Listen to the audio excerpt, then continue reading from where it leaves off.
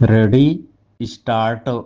असम में इस बार बीते 6 दशक का सबसे भयावह जल प्लावन आया। राज्य के 11 जिलों के करीब 7.21 लाख से अधिक लोग और करीब 900 गांव प्रभावित हुए हैं। भारी बाढ़ के कारण मरने वालों की संख्या बढ़कर 80 हो गई है।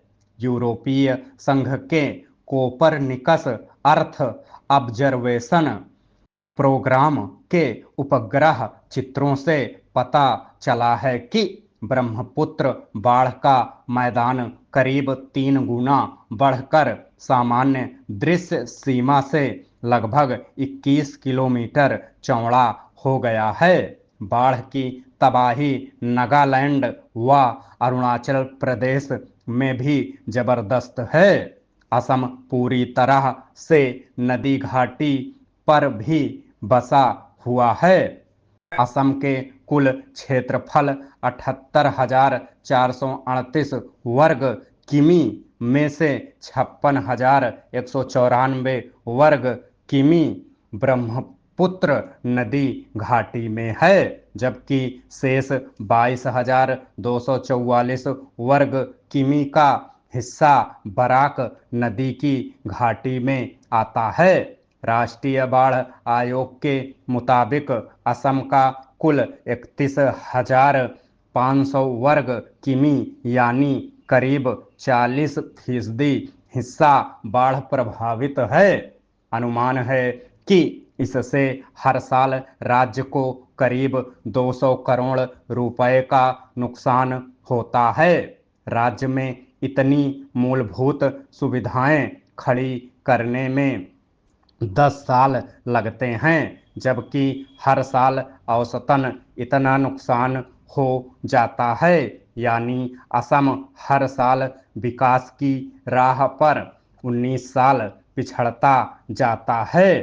पिछले कुछ वर्षों से जिस तरह ब्रह्मपुत्र व उसकी सहायक नदियों में बाढ़ आ रही है, वह हिमालय के ग्लेशियर क्षेत्र में मानव जनित छेड़छाड़ का ही परिणाम है।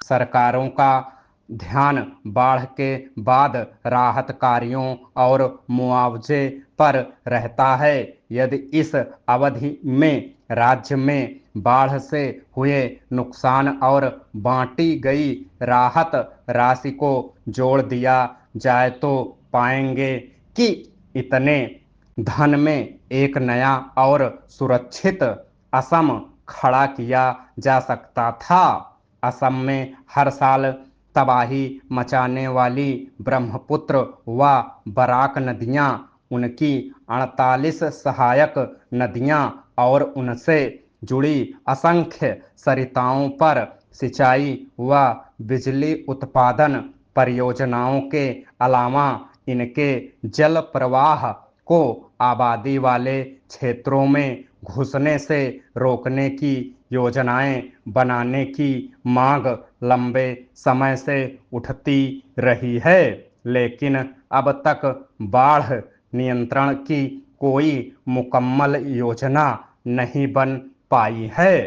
खेती असम की अर्थव्यवस्था का आधार है, लेकिन बाढ़ का पानी हर साल लाखों हेक्टेयर में खड़ी फसल को नष्ट कर देता है।